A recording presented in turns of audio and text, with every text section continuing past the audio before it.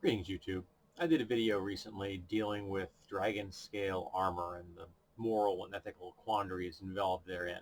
And somebody told me about a situation where someone was wearing that kind of stuff and they were targeted by a dragon, and the GM just let that happen. It made perfect sense. The dragon would go after that person for wearing essentially the skin of one of its relatives. And it reminded me of something I'm not 100% sure I've discussed here before, and it was a particular series of events that a player character, engaged in that led to the character being essentially taken out of the game. It was a Game World campaign, third edition set of rules, and it was set on an alien planet and in the Free Range Republic, and the characters lived in the city of New Tau, and it was an actual city, roughly 1945, 1950 base technology. So they had radio stations, television was just starting to become returned to the world of this area. They had an electrical grid. They had some very common, services. So like you could call cops and you could get an ambulance. And though it was more of a private ambulance kind of thing as opposed to a state run, I had not really been dealing with the social ramifications of the dangers of our system of capitalism, because to be quite honest, at that time of my life, lost to depression, I really wasn't thinking about it. I didn't have a good grasp of a lot of the problems we have in America and the world at large for many decades, because I didn't have the ability to process that information. But at the time, so I just kind of did it very reminiscent of America, which is kind of twisted. I guess maybe not, because it is post-apocalyptic. Um, and so there was a functioning police system.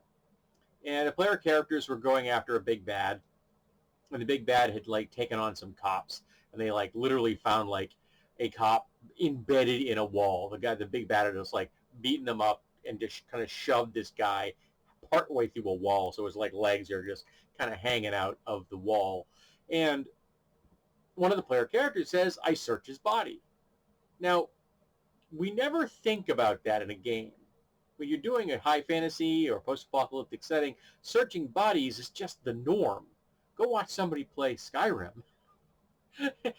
You loot everything because you need everything. Or Fallout, you know what I mean? You loot everybody. So nobody really thinks about that. But this was a functioning governmental system. It was a functioning society.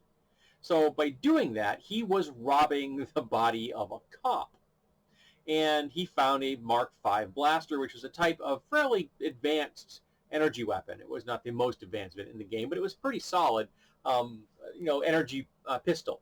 And he pockets it and he keeps going. And a few days after the encounter, they eventually, of course, find the big bad. They take the big bad out, kind of thing. I think they got a bounty for taking down the big bad. And they just kind of like lied about. He lied. He had done it without anyone's notice, so no one knew he had was aware of it. So they just like, yeah, we find the cops here. We were sorry we were late to help them, that kind of thing. All the while he has one of the cops' possessions. Well, he didn't know it at the time, but the cops who had these kinds of advanced weapons weren't dumb. They chipped them. They put homing devices in them. They're energy weapons. They have a power source. So they were able to find the pistol because the guy who took it never said he examined it, never said he attempted to, disable any kind of device therein. Though I don't think he actually had the skill set to do that. He wasn't really a techie kind of dude. Of course, this was third edition. We didn't have as defined concepts of class as you did in the 1992 edition of Game of World, which is my preference. When you have definitely gearheads and warriors and psionic characters and scouts, things like that. So, but yeah, I know the character wasn't really spec'd to be technically advanced. He was a fighter type. And the cops get there and they find it on him. They get permission to come into the building because the other player characters are like, "What's going on?" So we were looking for this, and it's led here. Do you mind if we search around? And at the time, the player characters were played by people who were all white folks. So they didn't think anything of letting cops into their house to look around. You know what I mean? And they found it and they arrested the guy. And we didn't role play the trial, but he lost because he had stolen police items on his person off the body of a dead cop. And he was sent to prison. And so I just took that character out of the game. Okay, roll up a new character. And he did for a while, and eventually the player himself left the game. Jump forward another year or so, because the campaign was like 3.5 years, I think, for the full run. It didn't go as far as I wanted it to because the group broke up, but that happens. And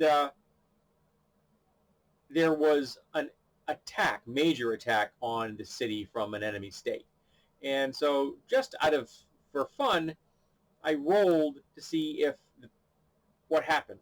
And the prison he was in got hit. Now, I didn't tell anyone about this, but he escapes. Jump forward a little bit more, and they encounter some folks in another country.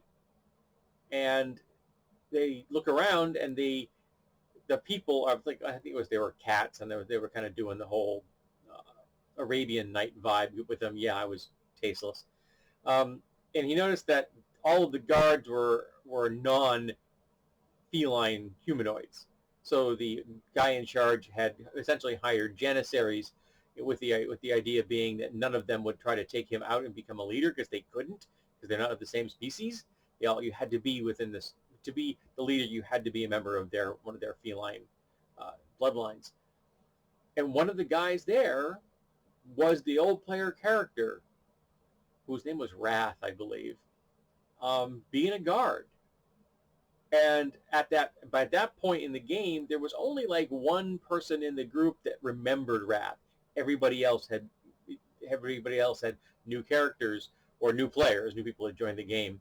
In fact, at the end of the campaign, none of the original players were still in the game. They had cycled out over time and been replaced.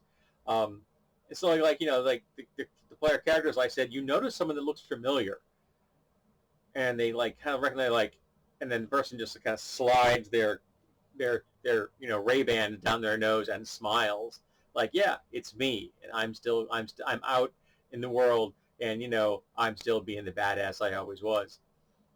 So it was a wonderful little tidbit because they didn't really have any other interaction with that character. I threw that in there purely as a little nostalgic gift to that particular player. I knew that she would appreciate it, and she did.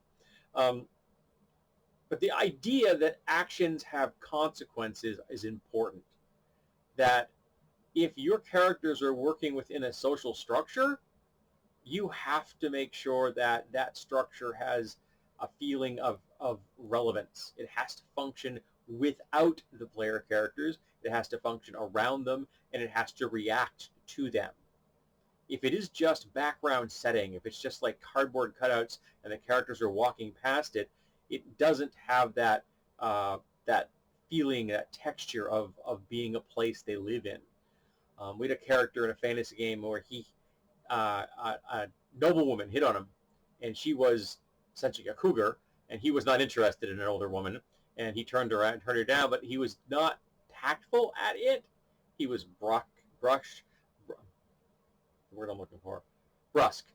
and he was a fighter, and he didn't have any real social etiquette skills, and so he deeply insulted this woman. They were at a gala, a ball, and she essentially sends an assassin out to kill him because of the slight.